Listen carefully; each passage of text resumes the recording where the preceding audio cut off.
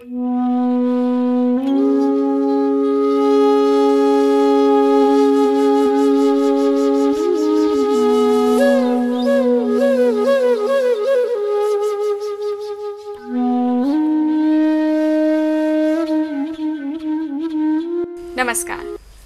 आनंद मार्ग कार्यक्रम में आप सभी का बहुत बहुत स्वागत करते हैं। हम सभी जानते हैं कि जब भी समाज कल्याण की बात आती है, राष्ट्र कल्याण की बात आती है, तो इस धरती पर अवतरित होते हैं महापुरुष या योग पुरुष, और उन्हीं की कड़ी में हमारे साथ रहते हैं भगवान श्री श्री आनंद मूर्ति जी, या यूँ कहें आनंद मार्ग के प्रवर्तक भगवान श्री श्री आनंद मूर्ति जी, जिनका एक संकल्प रहा समाज कल्याण। लेकिन प्राचीन समय की बात की जाए, उन्हीं की कड़ी में शामिल थे भगवान शिव, जिन्होंने 7,500 वर्ष तक इस समाज में कल्याण की भावना रखी। थोड़ा सा आगे बढ़ते हैं तो भगवान श्री कृष्ण, जिन्होंने 3,500 वर्ष तक समाज कल्याण की भावना के साथ अवतरित हुए और समाज कल्याण किया भी। उसी की कड़ी में शामिल हैं भगवान श्री श्री आनंद मूर्ति जी, जिन्होंने आनंद मार्ग की स्थापना की सन 1955 में। शुरुआती दौर देखा जाए तो जमालपुर बिहार से शुरुआत हुई थी। भले ही वो क्षेत्र एक छोटा सा क्षेत्र हो, लेकिन आज वर्तमान समय में कहना चाहेंगे कि विश्व स्तर पर एक सर्वांगीण विकास का योगदान दे रहे हैं और समाज कल्याण की भावना से ओतप्रोत हैं, आगे भी बढ़ रहे हैं। एक ग्लोबल मिशन है सभी को कहना चाहेंगे कल्याण देने का, क्योंकि वो चाहते हैं ज्यादा से ज्यादा लोग अपना लाभ प्राप्त कर सकें, अपने अधिकार को समझें, अपना जो दिशा है, मार्ग जो है अध्यात्म की ओर लगाएं। और इसी के साथ साथ उन्होंने 200 से भी अधिक पुस्तकों का लेखन किया और यूँ कहना चाहेंगे 5,018 संगीत कहेंगे दिए डिफरेंट लैंग्वेजेस में। अगर मूलतः देखा जाए बांग्ला लैंग्वेज है और इंग्लिश है, लोकल भाषाएं हैं, इन सभी भाषाओं में साथ साथ बहुत सी ऐसी लैंग्वेजेस हैं जिसमें संगीत दिए हैं, ताकि आप सब संगीत के माध्यम से भी अपना कल्याण कर सकें। और उन्हीं की कड़ी में कहना चाहेंगे उन्हीं के संस्था से जुड़े हुए वरिष्ठ सन्यासी श्री आनंद रुद्रानंद अवधूत जी महाराज, जो हमारे साथ इस कार्यक्रम में मौजूद हैं, उनसे जानेंगे कि क्या है उनका उद्देश्य आने वाले समय में और क्यों स्थापना हुई इस कहना चाहेंगे आनंद मार्ग की। तो कार्यक्रम की शुरुआत करते हैं, उनका स्वागत करते हैं। आपका हार्दिक स्वागत। नमस्कार। हम सभी जानते हैं कि योग की बात हो, मन की बात हो, स्थिति की बात हो, समाज की बात हो, सब कुछ समाहित है आपके आनंद मार्ग में। सबसे पहले यही जानना चाहेंगे कि आनंद मार्ग का मोटिव क्या है? आनंद मार्ग का उद्देश्य है आत्मोक्षार्थं जगत हिताय, व्यक्तिगत जीवन में मोक्ष की प्राप्ति, और जब तक जिंदा हैं तब तक समाज का हित, शुभ और कल्याण करते रहें। यही आनंद मार्ग का मूल उद्देश्य है। इसी उद्देश्य से पूरे विश्व में कार्यरत है। बिल्कुल, यानी कि सभी के कल्याण के लिए कार्यरत हैं। और आज जानेंगे कि कहते हैं कि जब भी हम मन की बात करते हैं, हमारे मन में बहुत शंकाएं होती हैं, इच्छाएं बहुत होती हैं, हम सभी चाहते हैं उनकी पूर्ति कर सकें। लेकिन एक प्रश्न सबसे बड़ा ये उठता है कि मन आखिरकार है क्या, वो जानना चाहेंगे आपसे। आपने बहुत अच्छा प्रश्न किया। जिस चीज़ को लेकर के हम नित्य भुगतते हैं जी, करते हैं, उसी की चिंता नहीं करते हैं कि ये क्या है जी। मन हमारा एक ऐसा इंस्ट्रूमेंट है, ऐसा स्किल है जो हमारे हर काम में उसी का प्रयोग होता है। अगर कोई कहता है कि भोजन कर लीजिए तो बोलते हैं मन नहीं है। शरीर में भूख लगी है लेकिन आदमी कहता है कि मन नहीं है जी। तो मन क्या है? कहता है कि फलाने का मन दुखी है, या मन सुखी है, मन अच्छा है, मन बुरा है। तो जैसे हमारा शरीर पंच महाभूतों का बना हुआ है, क्षिति जल पावक गगन समीर, उसी प्रकार से मन भी हमारा इसके 3 कंपोनेंट्स हैं जी। वो है चित्त, अहम तत्व और महत तत्व। इतनी विस्तृत और स्पष्ट व्याख्या अन्यत्र शायद नहीं मिलेगा, क्योंकि एक बहुत बड़ा एनिग्मा साइकोलॉजी में और दर्शन में छूट गया है कि मन की स्पष्ट व्याख्या कहीं नहीं मिलती है जी। गुरुदेव ने, श्री श्री आनंद मूर्ति जी ने इसकी बहुत स्पष्ट व्याख्या की है जी। कि चित्त, अहम तत्व और महत तत्व के सम्मिलित नाम को हम कहते हैं मन। इसको मैं समझाने के लिए कह दूं आपको, स्पष्ट करने के लिए, कि किसी काम को करने के लिए आवश्यक है कि हमारा अस्तित्व बोध हो। मैं हूँ, इसको कहते हैं महत्त्व या आई फीलिंग जी। तो जब मैं हूँ तो मैं करता हूँ, अच्छा भी करता हूँ, बुरा भी करता हूँ, तो उसको कहते हैं अहम तत्व, कर्ता मन। वो तीसरा जब करता हूँ तो उसका रिजल्ट आएगा, उसको कहते हैं चित्त जी, या किया हुआ मन, ये रिजल्ट आया। तो तीनों के सम्मिलित रूप को हम कहते हैं मन जी। स्थित्व, कर्ता और जहाँ पर कर्मफल रिकॉर्ड होता है। चित्त है जैसे कि हमारी ये देखिए उंगली, इस उंगली को आंखें बंद करके आप देखिए तो आपके मेंटल प्लेट पर इसका चित्र आया क्या? जहाँ इसकी तस्वीर बन गई उसी को कहते हैं चित्त जी। और जो मन जो सोचने का काम किया कि मैं देखूं उंगली, उसको कहते हैं अहम तत्व जी। और जब मैं हूँ तभी तो देखूंगा। बिल्कुल। तो चित्त है जैसे आईना, आईने पर जैसा भी सामने वस्तु आएगी उसको रिकॉर्ड कर लेगा। बिल्कुल। और यही रिकॉर्ड होते जाता है, जिसको कहते हैं उसके एक भाग में रिकॉर्ड होता है, उसको कहते हैं वासना भंड जी, कर्माशय। कर्म हमारे सारे इकट्ठे होते जाते हैं, उसमें कर्म का फल बनता जाता है। तो उसी को लेकर के ये तीनों हमारा धारण किया हुआ है, उसी को कहते हैं मन। बिल्कुल। अगर मन के विकास की बात की जाए, सभी चाहते हैं कि इच्छाओं की पूर्ति हो। जैसे आपने बताया कि हमारा दो मन होते हैं, कहते हैं कि हमें ये करना चाहिए या नहीं करना चाहिए, वो भी जानेंगे। लेकिन मन के विकास की अगर बात की जाए तो मन का विकास कैसे होता है? बहुत अच्छा प्रश्न किया आपने। हम करें या न करें, या ये करें या वो करें, इसी को कहते हैं संकल्प और विकल्प जी। इसी संकल्प और विकल्प का रूप है हमारा मन। अगर विकल्प होगा तो हम नहीं करेंगे, अगर संकल्प होगा तो हम करेंगे। बिल्कुल। तो संकल्प शक्ति बढ़े कैसे? जैसे बच्चों का मन, गार्जियन चाहता है कि हमारा बच्चा पढ़े। अब बच्चा विकल्प में है तो बोलता है कि नहीं पढ़ूं, सोऊं या खेलूं, यही ना समस्या है। बिल्कुल। तो हमारा संकल्प कैसे बढ़े, यही हमारा प्रश्न होना चाहिए और यही हमारी समस्या भी होनी चाहिए। बिल्कुल। तो इसको संकल्प शक्ति को बढ़ाने के लिए रास्ते हैं। मन को हम ध्यान के द्वारा, योग के द्वारा, आनंद मार्ग में इसके लिए खास प्रक्रियाएं हैं, उसके द्वारा हम संकल्प को बढ़ाकर और मन को का विकास कर सकते हैं। बहुत सुंदर। यानी कि हमें संकल्प शक्ति को बढ़ाना है ताकि जितना भी हमारा उद्देश्य है वो भी पूर्ति हो सके, क्योंकि किसी भी उद्देश्य की पूर्ति के लिए संकल्प का होना बेहद आवश्यक है। चलिए आगे बढ़ते हैं और जानते हैं कि कैसे मन के द्वारा समाज का कल्याण किया जा सकता है। अगर मन संकल्प में है तो समाज का दर्द होगा उसको जी। मन अगर विकल्प में है तो समाज से दूर होगा। बोला कि हमको इस समाज से क्या लेना देना है, समाज बहुत खराब हो गया है। तो अगर समाज खराब हो गया है तो हमको तो उसी में रहना है। तो अगर हम मन को संकल्प की तरफ लाएंगे तो होगा ये समाज है और मेरा है, हमको इसमें रहना है, इसलिए हमको इसको ठीक करने के लिए अपनी शक्ति भावना आ जाएगी, अपनेपन की।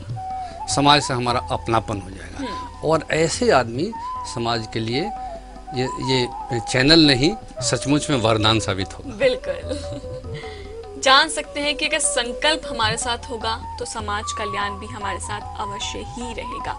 यानी कि अगर शांति की बात की जाए, हम सभी जानते हैं कि मन में भ्रांतियां होती हैं, लेकिन अगर शांति देखी जाए तो मन को शांति की आवश्यकता ज्यादा होती है या शक्ति की? ये एक बहुत बड़ी कह सकते हैं डाउट हो जाता है मन में, क्योंकि हम कहते हैं कि मन को ये खाना दिया जाए। अगर आप चाहते हैं अपनी फिजिकली बॉडी को स्ट्रांग बनाना चाहते हैं, अगर आप फिजिकली स्ट्रांग हैं तो मन भी आपका स्ट्रांग है, लेकिन शक्ति की ज्यादा आवश्यकता है या शांति की?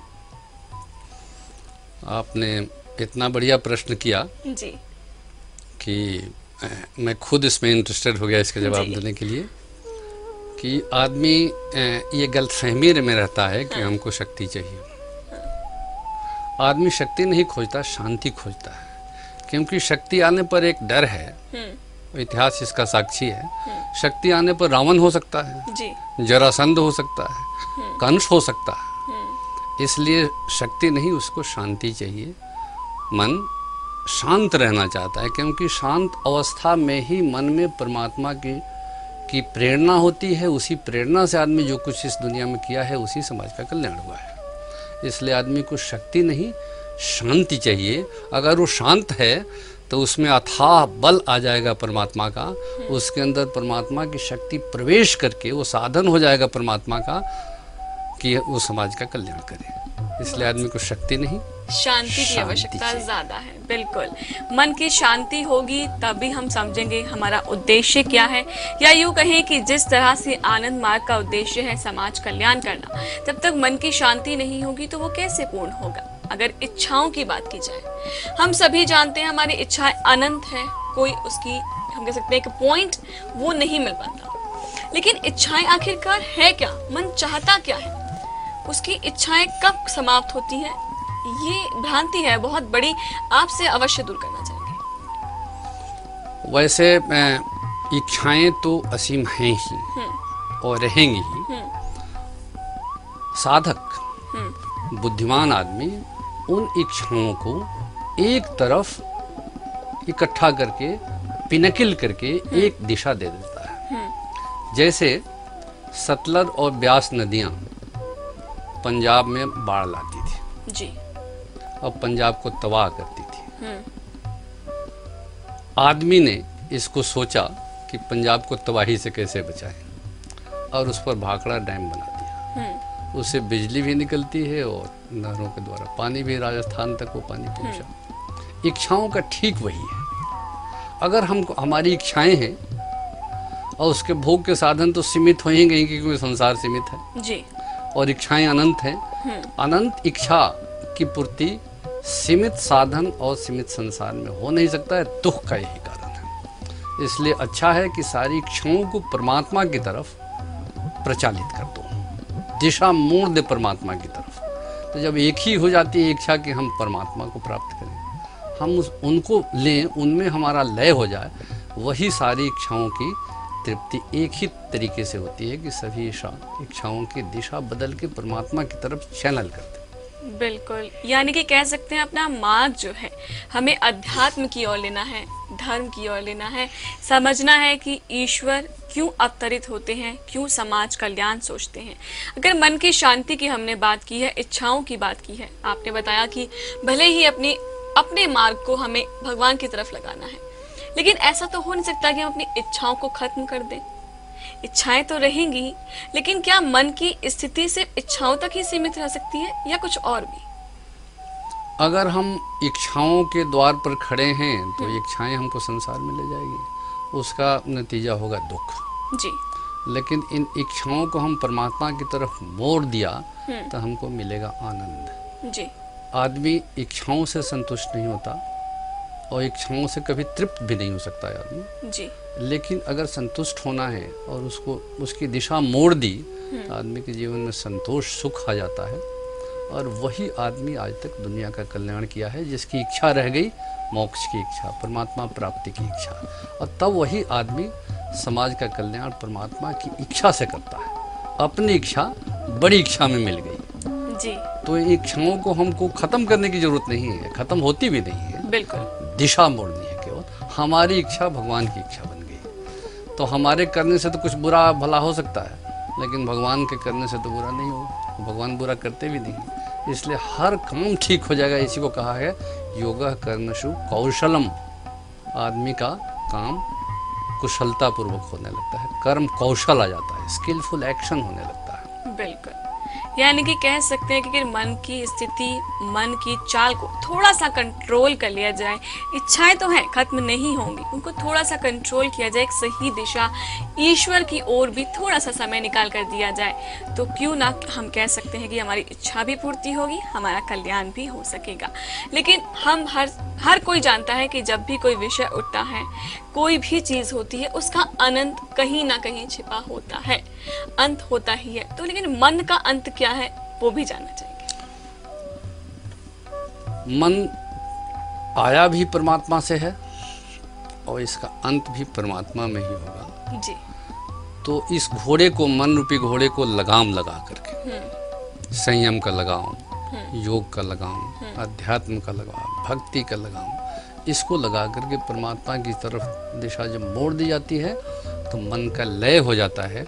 जैसे ये पानी का 3 स्टेज हुआ जी, सॉलिड, लिक्विड, गैस, वैसे ही मन का भी जो स्टेज है, फाइनल स्टेज हुआ, परमात्मा में उसका लय हो गया, लय योग के द्वारा, ध्यान के द्वारा। तो मन परमात्मा में लीन हो, जहाँ से आया था वहीं पर पहुँच गया मन।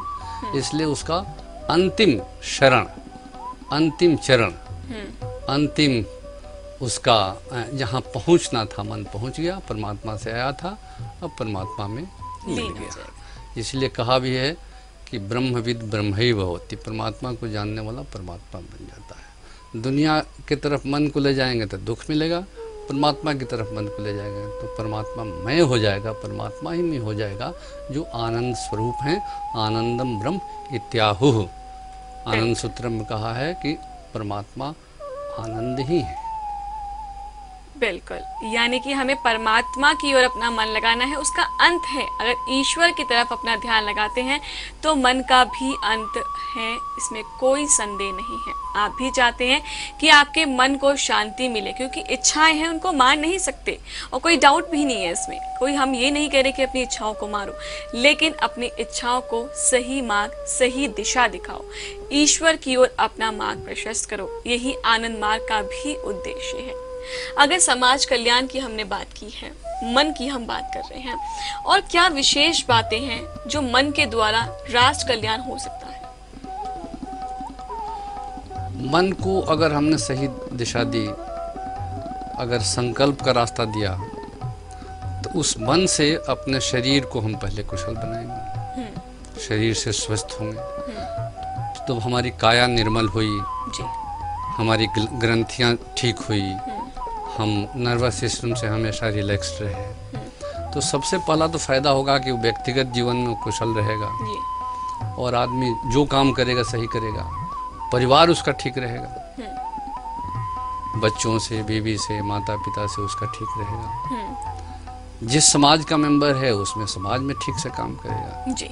जिस देश में है उस देश का एक बढ़िया नागरिक होगा, कुशल नागरिक होगा, जिम्मेवार नागरिक होगा जी। तो एक केवल मन को ठीक करके हम इतनी सारी चीजें ठीक कर सकते हैं, अपने को, अपने परिवार को, समाज को, राष्ट्र को और इस जहां को, जिसको परमात्मा ने बनाया है।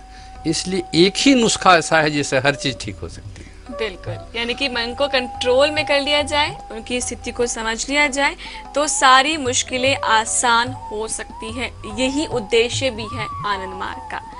नमस्कार।